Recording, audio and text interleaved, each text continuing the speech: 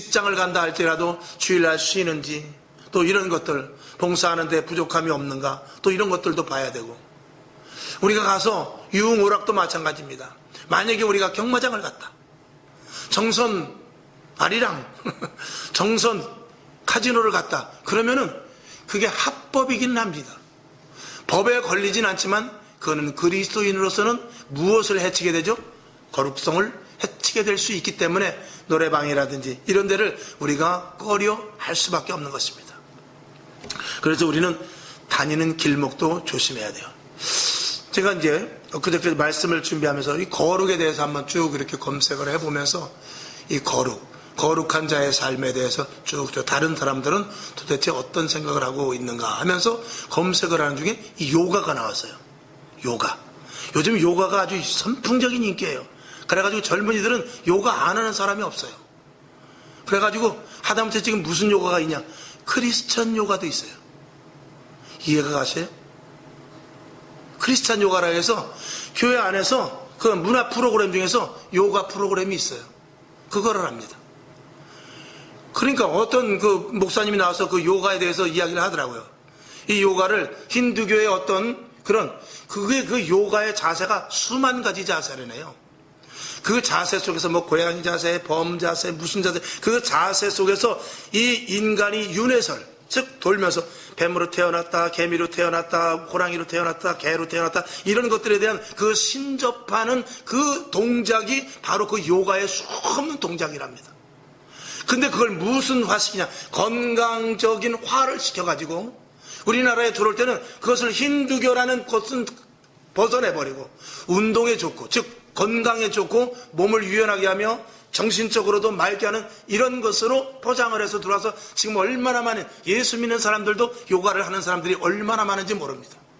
그래서 그 목사님은 두 가지로 이야기를 하더라고요. 첫 번째, 이걸 힌두교 입장에서 볼 때 우리가 다른 신과 접목하는 것이 되기 때문에 절대로 하면 안 된다. 또 한쪽에서는 지금 우리나라는 왜 이 힌두교의 본산인 인도 같은 데서는 그걸 신접하다고 하지만 우리나라에 와서는 그 신이라는 그런 모든 것들은 다 이제 많이 파쇄되고 우리는 대한민국에서 보통 보편적으로 받아들이는 것은 그저 건강, 이 몸을 위한 하나의 운동으로 받아들이기 때문에 그저 가서 너무 깊이 생각하지 말고 우리는 다 먹든지 마시든지 주를 위하여 하듯이 이길 수 있다라고 하면서 그저 건강을 위해서 조금씩 하는 것도 괜찮다, 그렇게 말하는 목사님도 계시더라고요. 여러분은 어떻게 생각해요? 저는 그걸 보면서 한참 고민을 했어요. 야, 이런 것은 어떻게 이걸 답을 내줘야 될까? 그랬을 때 제가 그 요가를 그러면서 그 요가에 대한 영상을 쭉 보니까 그 치명적인 단점이 뭐냐면 그 요가의 자세라든가 요가할 때 입는 옷 같은 게 상당히 이게 아주 민망해요. 굉장히 보기가 안 좋더라고요. 이거는 진짜 젊은 애들이 본다면 그렇게 정말 굉장히 선정적일 수밖에 없는 그런 이 옷 자체가 그렇더라고요. 그러니까 야, 이거는 아니다. 그런 생각하면서 무슨 생각을 했냐? 여기에 이 요가에 거룩성이 있는가? 이게 과연 거룩한가? 여러분들이 만약에 집에 가서 유튜브나 아니면 그래도 요가를 보면서 그 요가 영상을 보면서 아, 거룩하다 생각되시면 보십시오. 그러나 제가 몇 영상을 본 결과 절대로 거룩한 것이 한 개도 없어요. 첫째는 옷부터 자세로부터 모든 것들이 거룩성이 하나 없습니다. 그리고 뭐 차라리 태권도는 차라리 거룩하더라고요. 거기다 대니까 도복 딱 입고 얼마나 그 자세가 그래도 좋습니까? 거기다 대니까 태권도가 더 거룩하더라고. 그러니까 우리가 어떤 일을 하는 데 있어서 이것이 하나님이 기뻐하실까 말까 아닐까를 우리가 분명히 생각하는데 그 기준점을 이것이 거룩한가를 한번 여러분들이 대입을 해본다면 어떤 것이든지 우리가 구별해낼 수 있으리라 믿습니다. 그렇죠? 오락실에 가서 우리가 항상 오락을 하는데 오락도 뭐 정신건강에 조금 스트레스 풀 수가 있지 하지만 이게 과연 거룩한 것인가? 이게 거룩한 행위인가? 하나님이 보시기에 거룩한 행위인가? 이걸 생각한다면 우리는 바로 답이 나올 수 있을 것입니다. 우린 그래서 직장도 그래요. 직장도 하나님 보시기에 거룩한가?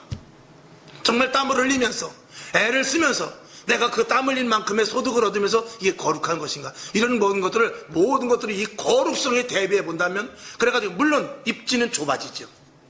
직장의 입지, 사업장의 입지, 하고자 하는 입지는 좁아지지만 그럼에도 불구하고 우리는 좁은 문으로 가야 될 사람들이거든요. 많은 사람들은 다 넓은 길로 갑니다. 그리고 우리도 가자고 함께 그들은 손짓을 하죠. 그러나 우리는 거기서 NO라고 말할 수 있어야 되는데, 그 기준은 거룩성이 있는가 없는가 그걸 보면서 거룩성이 떨어진다면, 거룩성이 없고 거룩성이 훼손되면 나는 그 길을 가지 말아야 되겠다는 것이 제 생각인 것입니다. 여러분 얼마만큼 동의하시는지 모르지만, 저만 그렇게 고집스럽게 생각하는지 모르지만 제 입장은 그렇단 말입니다. 그래서 직장이든지 사업장이든지 친구를 만나든지 취미를 하든지 오락을 즐기든지 무엇을 하든지 간에 이게 정말 거룩한가 라는 것에 대해서 우리가 철저하게 한다면, 세상 사람들이, 우리 믿는 자들이 거룩성을 훼손하지 않고 신앙생활을 바로 한다면 세상 사람들이 지금과 같이 이렇게 믿는 자들을, 교회를 질타하지는 않지 않을까.